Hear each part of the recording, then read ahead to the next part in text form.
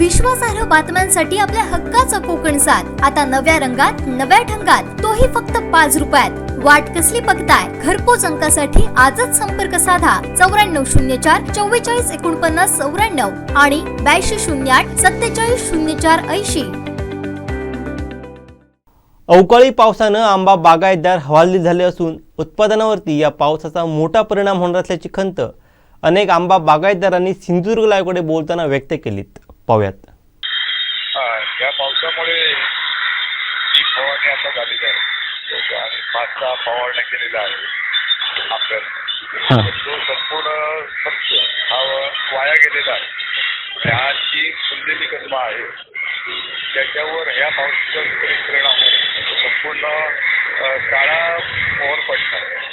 त्याच्यामुळे शेतकऱ्यांचं टोटल साधारण 100 कलमाच्या बागेला एका वेळी 15 ते 20,000 रुपये खर्च येतो।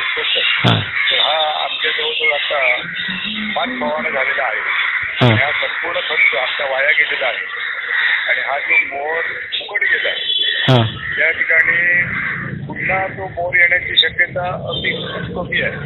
एकूण आता वातावरण पाहता हे स्थिर वातावरण राहणार नाही असं वाटतं। कारण हा जानेवारीपर्यंत जर पाऊस राहिला तर आपल्याचं पूर्ण नुकसान होणार आहे। शासनाकडनं आता आम्हाला मदतीची कशी अपेक्षा आहे, कारण आम्ही आमच्यापर्यंत मेहनत करतो, पण वातावरणामुळे आमचं नुकसान होत आहे। दरवर्षी आम्हाला जेवढी मेहनत करावी लागते खूप वाढलेलं आहे। औषधांचे फवारणी फीस खूप वाढलेली आहे। त्याच्यामुळे आम्हाला शासनाने दर हेक्टरी जो कमीत कमी जी देतात ना नुकसान भरपाई ती जास्तीत जास्त द्यावी अशी अपेक्षा आहे। कारण हा निकष सुरुवातीला जे निकष लावायचे नुकसान भरपाई देण्यात त्यावेळी खर्च कमी होतं, मजुरी कमी होते, औषधाची त्यांची पण खूप कमी होती। औषध भयंकर मोठा फटका बसणार आहे त्याचा।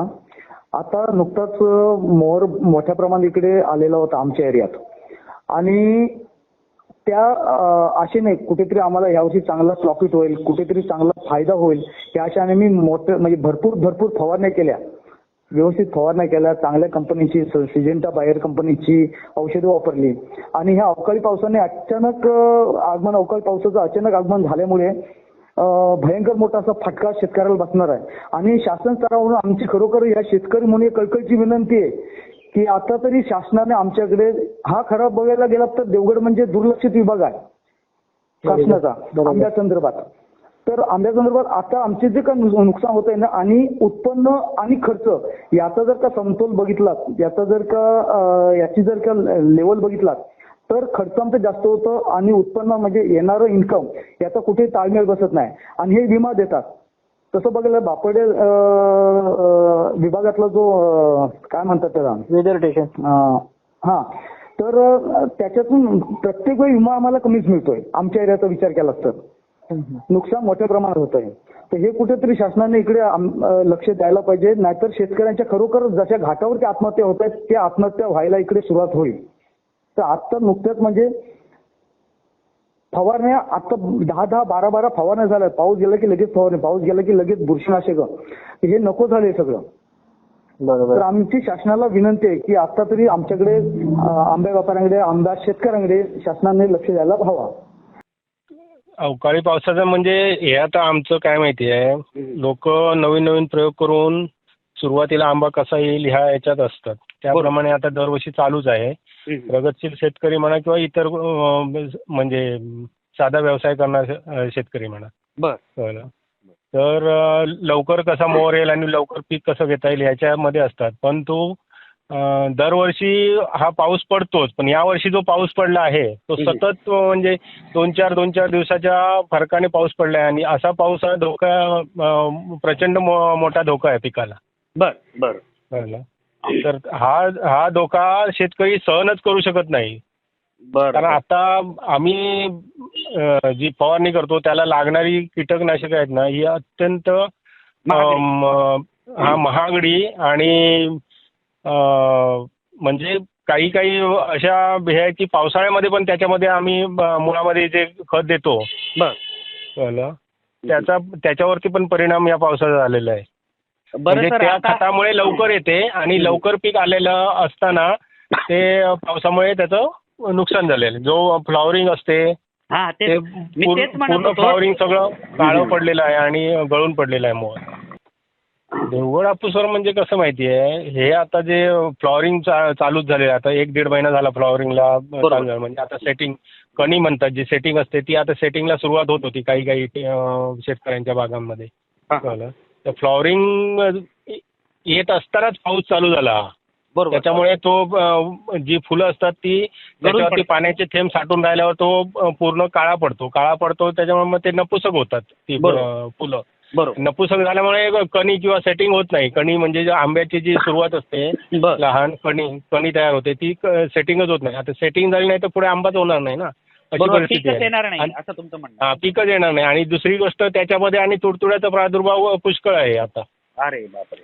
कळलं त्याच्यामुळे शेतकरी पुष्कळ हैराण झालेले आहेत. पण ते कोकणातले शेतकरी तुम्हाला आता माहितीच आहे स्वाभिमानी स्वतः सगळं घेऊन जातील मूग घेऊन जातील पण ते सरकारला किंवा इतर ठिकाणी काही तसं वाच्यता करणार नाही. बाबा माझं एवढं नुकसान झालं तेवढं नुकसान झालं.